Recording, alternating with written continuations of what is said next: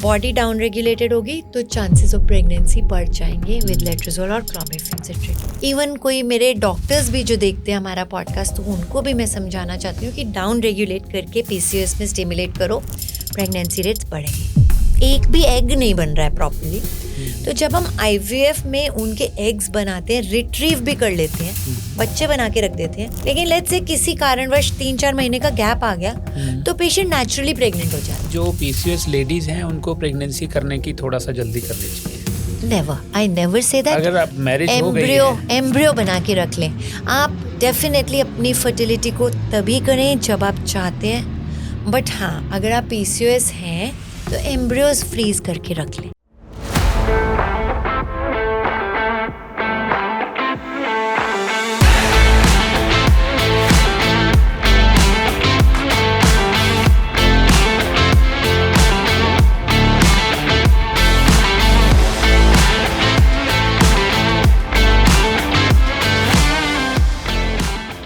बच्चे के लिए ट्राई कर रहे हैं मगर पीसीओएस है। कोई डॉक्टर नहीं छोड़ा आपने, इनफैक्ट आईवीएफ साइकिल्स भी मल्टीपल ले लिए, बट प्रेगनेंसी किट में 2 लाइन देखने को आंखें तरस गई है। दोस्तों, अगर ऐसा कुछ आपके साथ हो रहा है तो आज का एपिसोड आपके लिए। पिछले बहुत सारे एपिसोड्स में हमने पीसीओएस से वेट की समस्या, excessive hair growth, stress, depression, ये सारे इश्यूज डिस्कस किए। तो आज हम बात करते हैं उन लेडीज़ की जो प्रेगनेंसी ट्राई कर रही हैं और वो सफलता उनको नहीं मिल पा रही। तो चलिए शुरू करते हैं आज का एपिसोड साइंस और ट्रुथ के साथ। बिल्कुल सही बोला आपने। बहुत बार आईवीएफ करने के बावजूद भी मैं देखती हूँ पीसीओएस में प्रेगनेंसी नहीं आती, रिपीटेड आईवीएफ फेलियर पेशेंट्स। तो अगर मैं टिप देना चाहती हूँ तो मैं ये चाहती हूँ, सबसे पहले वो हमारे प्रीवियस 5, 6, 7, 8 एपिसोड जिसमें हमने पीसीओएस को बहुत अच्छे से डिस्कस किया, वो ज़रूर देखें, क्योंकि सबसे इम्पॉर्टेंट टिप है कि लाइफस्टाइल चेंजेस के साथ हमें डॉक्टर से ट्रीटमेंट लेनी है या ट्राई करना है प्रेगनेंसी के लिए। उन सारे लाइफस्टाइल चेंजेस करने के साथ साथ और क्या क्या करना है? नंबर 1, मेटफॉर्मिन बहुत सेफली ले सकते हैं, क्योंकि ये इंसुलिन रेजिस्टेंस पे काम करता है। पीसीओएस में ये बहुत कॉमन है। बहुत सारे लोग डराएंगे कि मेटफॉर्मिन क्यों दे रहे हो, कहीं शुगर लो ना हो जाए। नहीं, ये इंसुलिन पे वर्क करता है, शुगर लेवल्स पे नहीं। दैट इज नंबर 1 टिप, क्योंकि बहुत सारे डॉक्टर्स आपको नहीं देंगे metformin, they just start the treatment. Chemist भी बोलेगा कि बहन जी क्या आपको शुगर है। नंबर 2, एक सॉल्ट आती है दारू, मतलब एक नेचुरल प्रोडक्ट आता है जिसको बोलते हैं दारू हरिद्रा। ये बर्बरिन सॉल्ट है। बर्बरिन भी आपके इंसुलिन रेजिस्टेंस को कम करता है। तो दारू हरिद्रा के 2 tablets with food and 2 tablets with food दोनों टाइम पे लेने से भी इंसुलिन रेजिस्टेंस पे काम होगी। मुझे लगा दारू की बोतल मिलेगी। नहीं नो, दारू तो बिल्कुल नहीं लेनी है, बिकॉज दारू पीने से एकदम से शुगर लेवल हाई जाएगा। तो you should not be taking alcohol. Ayurvedic औषधि है दारू हरिद्रा। दारू हरिद्रा, यस। ये नंबर 3, एक सवाल आता है कि ओव्यूलेशन इंडक्शन के लिए क्या लेट्रोजोल अच्छी है या क्लोमिफेन सिट्रेट अच्छी है? मेरे पास एक टिप है कि चाहे ओव्यूलेशन इंडक्शन लेट्रोजोल से करें चाहे क्लोमिफेन सिट्रेट से करें, ये खुद नहीं करना है, डॉक्टर करवाएगा। डेफिनेटली। यस। बट बहुत बार क्या होता है कि पेशेंट भी डॉक्टर को कुछ कुछ एडवाइस कर सकता है जब आपको अपनी थेरेपी पता है, क्योंकि आज हम बैठ के बात कर रहे हैं, सारे के सारे लोग मेरे पास नहीं आ सकते। तो ये एपिसोड इसलिए है क्योंकि हम चाहते हैं कि पेशेंट को भी समझ आए। तो यहाँ पे एक चीज कहना चाहती हूँ कि ओव्यूलेशन इंडक्शन से पहले अगर 2-3 साइकिल बॉडी डाउन रेगुलेटेड है, राइट। डाउन रेगुलेटेड मैं इसलिए कह रही हूँ क्योंकि पीसीओएस में आपके हार्मोन्स गड़बड़ आ जाते हैं, दे आर एबनॉर्मल। तो जब आप ओसी पिल लेके या जीनेट को क्या या काइप्रोटेरॉन एसीटेट या कुछ ऐसे सॉल्ट्स लेके 1-2 महीने पहले अपने पीरियड्स को डाउन रेगुलेट करते हैं, क्योंकि चाहे आप कोई भी टाइप ऑफ ओसी पिल ले रहे हो तो आपके अपने हार्मोन्स नहीं सेक्रीट हो रहे। ओसी पिल लेने से आपकी बॉडी में ईस्ट्रोजन प्रोजेस्टेरोन सेक्रीट हो रहा है, बट वो फीडबैक स्टिमुलेशन जा रहा है कि यहाँ से हार्मोन्स ना सेक्रीट हो। तो ऐसा लेने से जब आप चाहे लेट्रोजोल से ओव्यूलेशन इंडक्शन ले रहे हैं डॉक्टर के पास जाके, चाहे क्लोमिफेन सिट्रेट से ले रहे हैं, बॉडी डाउन रेगुलेटेड होगी तो चांसेस ऑफ प्रेगनेंसी बढ़ जाएंगे विद लेट्रोजोल और clomiphene citrate. That is one tip जो मैं इवन कोई मेरे डॉक्टर्स भी जो देखते हैं हमारा पॉडकास्ट, तो उनको भी मैं समझाना चाहती हूँ कि डाउन रेगुलेट करके पीसीओएस में स्टिमुलेट करो, प्रेगनेंसी रेट्स बढ़ेंगे। जैसे कोई गैजेट्स में वो प्रॉब्लम आ जाती है तो हम उसका रीसेट कर देते हैं, तो काइंड ऑफ आपका जो हार्मोन है रीसेट होके बैलेंस हो जाएंगे। और ये 2 months का टाइम, आप वो टाइम ले लो जब आप लाइफस्टाइल चेंजेस कर रहे हो।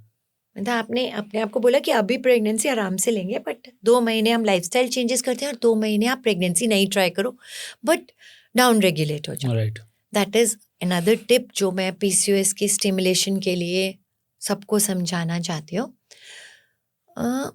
एक और चीज़ होती है कि हम लोग एक ना मिनी आईवीएफ या प्री आईवीएफ एक और टेक्निक करते हैं, जिसमें हम डाउन रेगुलेशन के लिए -1 साइकिल में ल्यूपराइड यूज करते हैं। तो ल्यूपराइड 21 डेज से स्टार्ट करते हैं पिछले साइकिल में। तो उससे क्या होता है कि धीरे धीरे धीरे धीरे जब तक आपके पीरियड्स आते हैं आपके LH और FSH डाउन हो जाते हैं। राइट, लेकिन अब LH FSH बिल्कुल डाउन हो गए हैं, तो स्टिमुलेट करने के लिए हमें इंजेक्शंस की ज़रूरत पड़ती है। यहाँ पे मैं बताना चाहती हूँ HMG इंजेक्शन में भी बहुत कम डोज 37.5 से चालू करके थोड़ा थोड़ा थोड़ा थोड़ा, क्योंकि IVF में हमें ज़रूरत पड़ती है बहुत सारे एग्स बनाने की। लेकिन जब हम एक नेचुरल साइकिल कर रहे हैं तो हमें 1 या 2 एग्स ही चाहिए, तो बहुत कम डोज से स्टिमुलेट करते हैं। और जब ऐसा एग बनता है तो चाहे हम इसके बाद IUI करें या उनको नेचुरल कांटेक्ट बताएं, प्रेगनेंसी के चांसेस बहुत बढ़ जाते हैं। It is not just this cycle, इससे नेक्स्ट साइकिल में भी प्रेगनेंसी के चांसेस बढ़ जाते हैं। एक और चीज़ जो मैंने बहुत कॉमनली अपनी प्रैक्टिस में देखी है कि जब हम IVF के लिए पिकअप करते हैं, एक पिकअप करते हैं जिनमें बहुत सिवियर PCOS है, स्पेशली ऐसे PCOS भी हमारे पास आते हैं जिनमें पीरियड्स ही नहीं आता, ओनली विड्रॉल ब्लीडिंग होती है। तो जब हम उनका पिकअप करते हैं तो कहीं ना ओवरी स्टिमुलेट हो जाती है। जैसे बहुत बार मैं ये बोलती हूँ कि PCOS में ओवरीज में एग्स बहुत ज़्यादा हैं, लेकिन दे आर स्लीपिंग ब्यूटी, सब सुस्त हैं बिकॉज ऑफ एबनॉर्मल हार्मोन्स, एक भी एग नहीं बन रहा है प्रॉपर्ली। तो जब हम IVF में उनके एग्स बनाते हैं, रिट्रीव भी कर लेते हैं, बच्चे बना के रख देते हैं, लेकिन लेट्स से किसी कारणवश 3-4 महीने का गैप आ गया तो पेशेंट नेचुरली प्रेग्नेंट हो जाता है, नंबर 1। ब्यूटीफुल। और कभी कभी आपने किया IVF किया, एक प्रेगनेंसी आ गई, लेकिन पेशेंट 1 साल के अंदर अंदर दोबारा प्रेग्नेंट हो जाते हैं। व्हाई? बिकॉज जब प्रेगनेंसी आती है तो आपके हार्मोन्स एकदम सेट हो गए, आपका स्ट्रेस लेवल भी कम हो गया, एवरीथिंग इज फाइन। तो नेचुरल प्रेगनेंसी बहुत बार IVF के बाद आ जाती है, जस्ट बिकॉज कि ओवेरियन ड्रिलिंग की वजह से आपका ओवेरियन लोड कम हुआ है और हार्मोन सेट हो गए। तो ये चीज़ें मैंने बहुत कॉमनली देखी हैं। बट हाँ, हम लोगों के यहाँ एक वो टेक्निक है जिससे मैंने बताया था कि हम ल्यूपराइड देके डाउन रेगुलेट करते हैं, जिसको हमारे यहाँ कॉमनली बी स्टाइल बोलते हैं, बी स्टाइल। और इसका भी एक बड़ी इंटरेस्टिंग कहानी है कि एक हमारे पास पेशेंट आई थी जो IVF में प्रेग्नेंट नहीं हुई थी, और क्योंकि उसका ओवम पिकअप हो गया था, ओवेरियन वो सब हो गया था, तो हमने उसको जस्ट IVF के बाद बहुत थोड़ी सी डोज से स्टिमुलेट करना शुरू किया, और वो 15 इयर्स तक प्रेग्नेंट नहीं हुई थी और इस साइकिल में प्रेग्नेंट होगी। बट उस पेशेंट का नाम था बयंत। ओके। तो उसके बाद हमने ये ट्रिक को इतना कॉमनली यूज़ किया है। इनफैक्ट बहुत बार रिपीटेड IVF फेलियर पेशेंट्स मेरे पास आते हैं और हम बी स्टाइल करते हैं और प्रेगनेंसी आ जाती है। सो इसलिए उस बयंत को डेडिकेटेड हमारा ये बी स्टाइल बहुत कॉमनली मशहूर है हमारे यहाँ पे। बट समहाउ मुझे ऐसे लगता है कि हम लोगों के यहाँ PCOS में प्रेगनेंसी आना ऑलमोस्ट 90% निश्चित है. Oh, good. We give success rate of pregnancy up to 90% in PCOS. 100 इसलिए नहीं बोल रही क्योंकि 10% तो आपको भगवान को छोड़ना ही छोड़ना पड़ेगा. जो इतनी सारी जो हमने साइंस की बात करी, ये सारी खुद करने के नहीं हैं. समझना ये है कि ये आपको डॉक्टर के थ्रू ही एग्जीक्यूट करना पड़ेगा. एब्सोल्युटली. लेट्रोजोल अपने आप नहीं लेना है, क्लोमिफेन सिट्रेट अपने आप नहीं लेना है, ओव्यूलेशन इंडक्शन और मॉनिटरिंग जरूरी है. ज़्यादा से ज़्यादा आप मेटफॉर्मिन अपनी मर्जी से शुरू कर सकते हैं. इसके अलावा जितनी मेडिसिन और जितनी सब चीज़ें बताई गई ये डॉक्टर ही करेंगे, क्योंकि इस सब में मॉनिटरिंग की ज़रूरत है. एब्सोल्युटली. इनके बहुत सारे साइड इफ़ेक्ट्स हैं और ये सब medicine over the counter available नहीं हो सकती. नहीं, होनी नहीं चाहिए. हाँ. होनी नहीं चाहिए. और कभी कभी क्या होता है, क्लोमिफेन सिट्रेट सॉल्ट के साथ ज़्यादा, लेट्रोजोल के साथ कम, कि आप किसी पेशेंट को देने लगते हो और 5-6 अंडे इधर बन गए, 5-6 इधर बन गए. तो फिर अगर उस समय HCG लिया या किसी डॉक्टर ने दिया तो वो ओवेरियन हाइपर स्टिमुलेशन हो जाएगा. तो हम लोग तो क्या करते हैं, अगर इतने एग्स बन जाते हैं तो हम सिंपल साइकिल को IVF में कन्वर्ट करने के लिए भी पेशेंट से बात कर लेते हैं. अगर वो IVF के लिए नहीं राजी है तो हम उसको बोलेंगे ये जो इतने सारे एग्स है, अगर तुम पे कर सको तो इनको फ्रीज करा दो, ताकि एटलीस्ट 1 एग एक साइड रह जाए, इससे ज़्यादा ना रहे.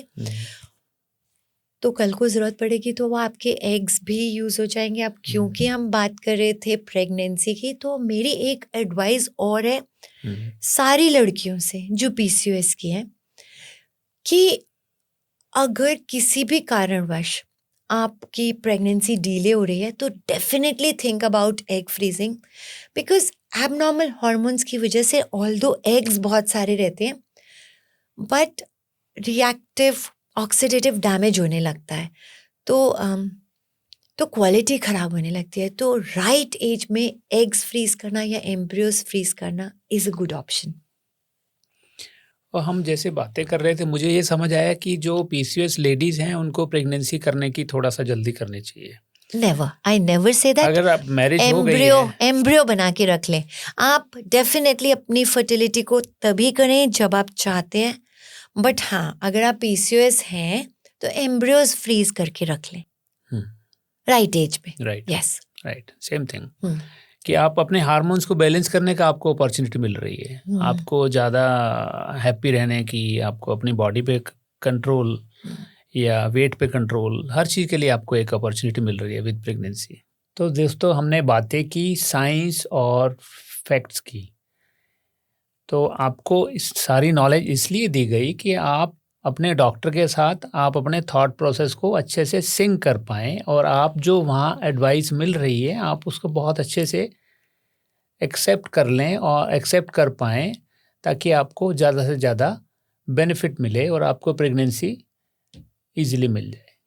तो दोस्तों, अगर आप भी प्रेगनेंसी के लिए ट्राई कर रहे हैं और आप PCOS या PCOD हैं, तो आई होप ये सारे एपिसोड्स प्लस आज का एपिसोड आपके लिए हेल्पफुल रहा होगा.